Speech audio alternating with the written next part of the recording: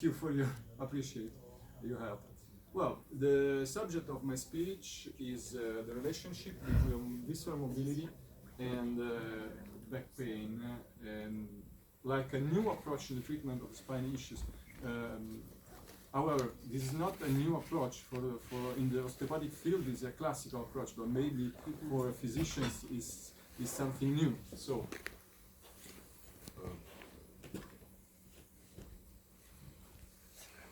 Well, I would like to fix some topics that are not hypotheses. So these are proven things.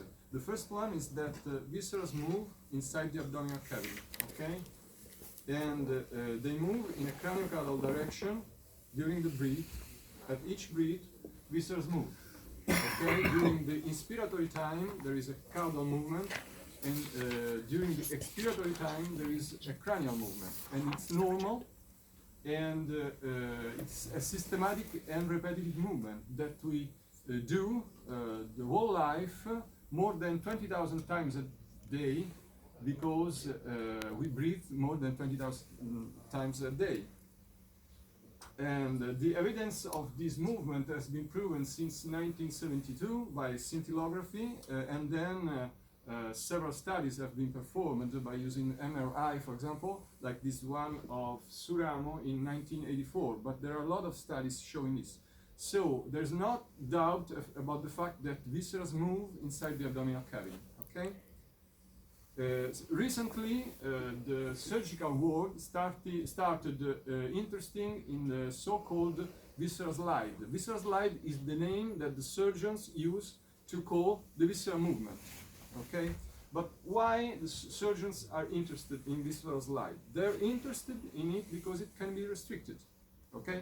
As it happens, for example, in abdominal wall adhesions. And so that's why they developed an ultrasound assessment method in order to prevent, predict the abdominal wall adhesions, because when they have to make a laparoscopy and they must introduce the trocar, if there is a wall adhesion behind the abdominal cavity, they could have some problems with this, though. So they must predict the abdominal wall adhesion. But the important topic in this part of the presentation is that viscera move, and then this movement can be restricted. So these are proven topics. Another topic is that visceral diseases are associated with back pain. It's proven. I put some studies. There are a lot. I choose some studies. For example, this case of relationship between thoracolumbar pain and gallbladder issues. This one, for example, about the relationship between gastrointestinal problems and back pain. This one, for example, about spinal hyperalgesia in a patient with irritable bowel syndrome. So there is a relationship. It's proven. There are clinical evidences about it. But another topic is that visceral manipulation seems to improve back pain. We have some investigations. This one, for example, comparing a study group with a control group. And in the group that received the visceral manipulation, there was an increase of the cervical spine rotation, and also an increase of the pain immediately and 7 days after the treatment. In this one, is always a comparison between two groups, and the group that received the visceral manipulation compared with the placebo group improved in mobility of pain, in the mobility of the back, in pain, and according to the researchers, this improvement were due to an inhibition of the muscle spasm and of the sympathetic system activation.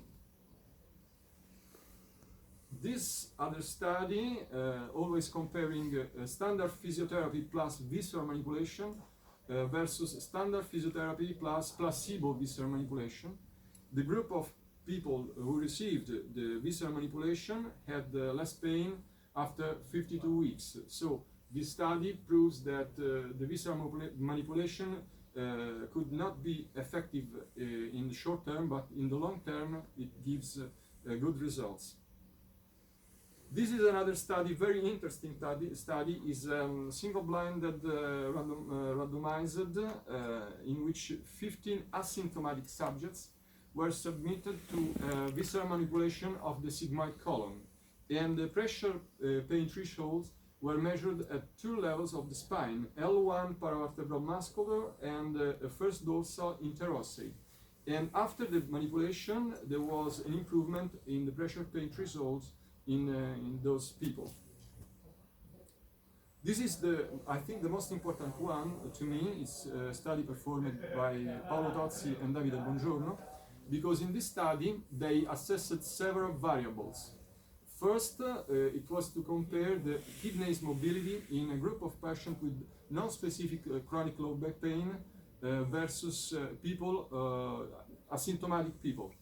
And the results were that there is a difference in the mobility. It means people with chronic non-specific low back pain have a reduction of the mobility of the kidney. Then they assessed two more variables. It means they applied a visceral manipulation to the patients, and they assessed the level of pain and the mobility. And the results were that after the manipulation, there was an improvement of the mobility of the kidney, assessed by ultrasound scan device, and a reduction of the pain in patients. But although there are a lot of models in the osteopathic field, there are not so many evidences, direct evidence about the relationship between the visceral mobility and back pain, apart from one, which is the so-called visceral somatic hyperalgesia. So what does visceral mobility has to do with back pain? The first phenomenon, the first way in which a viscera could lead to a back pain is the so-called visceral somatic hyperalgesia. This is not an hypothesis, this is a proven way. Visceral somatic hyperalgesia is a crosstalk phenomenon that depends on the fact that each metameric segment of the spinal cord receives afferent nerves from the viscera as well as from the somatic structure. So when the viscera send an afferent stimuli to the spinal cord, it happens that the brain wrongly interprets it like if it came from the somatic structure, which is the case, for example, of the shoulder pain in gallbladder issues, the well-known arm pain in a heart stroke, and the back pain in bowel issues, for example. However, a new hypothesis, between a lot of hypotheses, a new hypothesis is rising up in the osteopathic field about the relationship between viscera and back pain. This is not only the first one in the osteopathic field. We have a lot of point of view, not only neurological but also vascular and mechanic. But I will only would like to present you this one. It is known that an activation of the diaphragm, in this case it was performed by stimulating electrically the phrenic nerve without contraction of the abdominals and the trunk extensor. So it was only a contraction of the diaphragm. This contraction increases the intra-abdominal pressure, and consequently it increases the stability of the spine by provoking an extensor torque. Why an extensor torque? I don't know, because as it's a contraction of the diaphragm, it should be a flexion torque. But the researchers, they found an extensor torque, maybe because of the pillar of the diaphragm that are inserted directly on the spine. So, and it depends on the increase of the intra-abdominal pressure.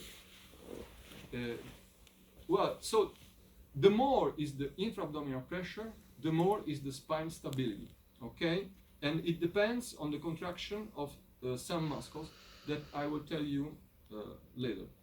This phenomenon makes part of the so-called anticipatory postural adjustment, which is a protective reflex that our body starts at every time we move the limbs and every time we make some movement that could challenge the stability of the spine. And it's a previous reflex. It makes that it means that it is activated before the movement, at least 20 milliseconds before the movement, and it works mainly by the contraction of the diaphragm, transversus abdominis, and pelvic floor. Okay, and it depends. It works by the mean of the increase of intra-abdominal pressure.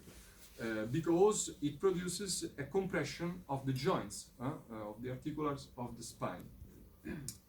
And we don't need, the important thing is that we don't need to increase the abdominal pressure so much for have a good effectiveness. Even a moderate increase of the intra-abdominal pressure, it's enough for increase the activity of the diaphragmatic tendons. So the pillar work to improve the stability of the spine. But this is the hypothesis. May this protective reflex be inhibited by a visceral afferent stimulus? And can a chronic inhibition of the diaphragm depend on a visceral issue? According to the research, it is possible. So let's talk about the phrenic to intercostal reflex. In this dog model investigation, the activation mechanical and electrical of the afferent ways of the viscerals creates an inhibition of the diaphragmatic activity by first the activation of non-vagal afferents that create an apnea, and then by the activation of vagal pathways that increase the activity of the intercostal muscles. Okay. In this other study, more or less the same thing. This is a CATS model. The stimulation of afferent mesenteric nerves, it shifts the breath from a diaphragmatic breathing to an intercostal breathing because of the inhibition of the diaphragm and the hyperactivation of the intercostal ways, upper ways. And it is assumed that such a type of breathing pattern may occur in pregnancy and also in pathophysiological situations involving the splanchnic viscera. This is a human-performed investigation. This esophageal distension directly inhibits the crural and the costal part of the diaphragm. Okay? And it's important to remember that the investigations have shown that people with chronic low back pain, they lose the anticipatory postural adjustment. Okay? In people with chronic low back pain, the postural adjustment is only made later. So it's feedback answer, not a feed-forward answer. And most important is that this loss of the anticipatory postural adjustment is still present even when they are painless. People who have chronic low back pain, they lose permanently the anticipatory postural adjustment. So their spine is less protected against injuries because they don't have the protective reflex, okay? Or at least it only works later. And this study, this is a cohort study performed by Paul Hodge in Australia that involved more than 38,000 women, and in this study is demonstrated that people who have pre-existing problems of incontinence and breathing problems, and this is not only a coincidence because the muscles that control the breath are the same muscles that control the continence, because the continence is made by the pelvic floor, but also by the increase of the pressure performed by the diaphragm and transversus abdominis. And these three muscles are three of the main muscles that control also the breath. So there is a relationship between both issues and an increased risk of development of low back pain. And there is a strong relationship between these three issues with the presence of gastrointestinal symptoms. Okay? So can a chronic afferent stimuli coming from the splanchnic viscerals depend on a restriction of the visceral mobility. The case, for example, is of abdominal wall adhesions is typical. In this study, a patient who had to be submitted to a surgery because he had a chronic pain, he was submitted to an MRI in order to predict the presence of wall adhesions. And when the surgeons cut his abdomen, they found this. This is an abdominal wall adhesion. But this is not the most important thing that I would like to show you. The most important is that this patient had to apply a manual pressure to the abdomen to reduce the pain and promote digestion. So this is a visceral manipulation that the patient was applying to himself, isn't it? This is. So this is the theory. An abdominal wall adhesion, but not only an abdominal wall adhesion, even a restriction of the mobility that could be due to fascial tension. It could provoke a chronic abdominal pain, a chronic visceral afferent stimuli, so a depression of the diaphragmatic activity, so consequently a loss of postural adjustment, and predisposes the spine to develop injuries. Okay? And in this study, the application of soft tissue mobilization techniques improved not only the scar mobility, but it also worked on posture and infertility and reduction of meditation. So, how does the visceral manipulation hypothetically work on the spine?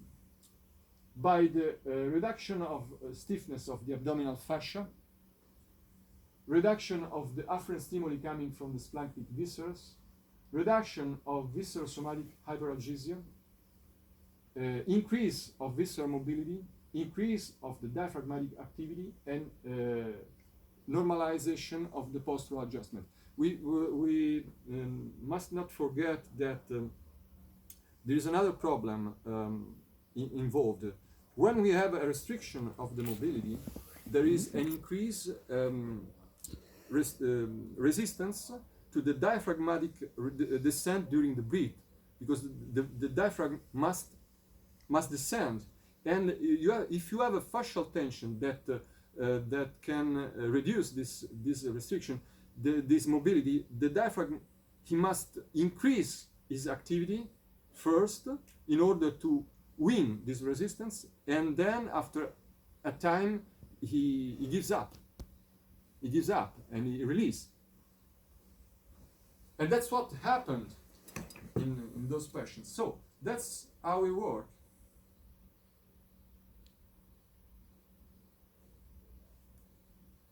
In this video, I perform an ultrasound assessment of the kidney. This is made in standing position because the original investigation of Finney-Williams was made in standing position. This is the mobility of the kidney. You can see the short movement, and the respiratory pattern is very fast.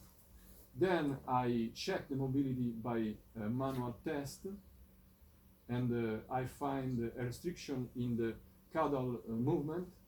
So I apply the technique by pulling down.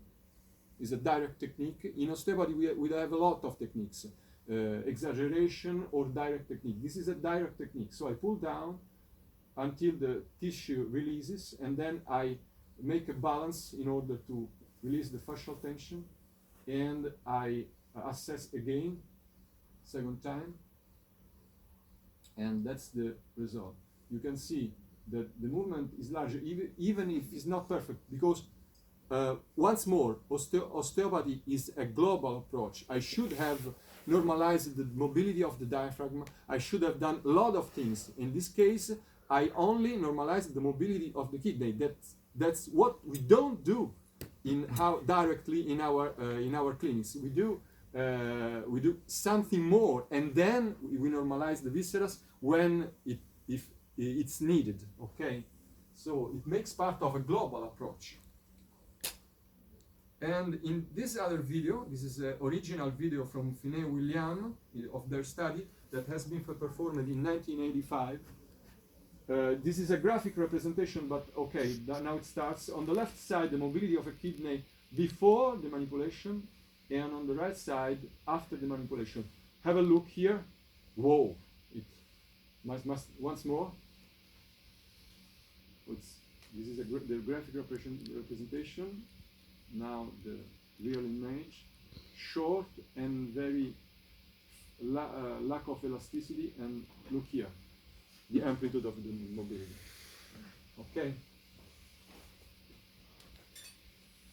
Of course, further studies are needed. Okay, because this is a new field of investigation. The evidence is still poor, so we need to make investigations. It's a large field, and it needs a lot of financial resources because we need MRI, functional MRI. And there is a lack, as I told first, there is a lack of universities and departments because, unfortunately, osteopathy is not recognized like a graduation in most of the countries of the world. So we don't have departments studying. Are mainly ONG that are financed by voluntaries. So it's very difficult. And we need doctors for performing the studies. So we need to speak more among us. Because there is not so many communication, and sometimes there are misunderstandings between both words. So we need to speak more in order to investigate this very interesting field of research. So this is the end of my presentation. I hope you enjoyed it, and thanks a lot for joining. My contacts, my email, and you can find some videos on Facebook too. Okay.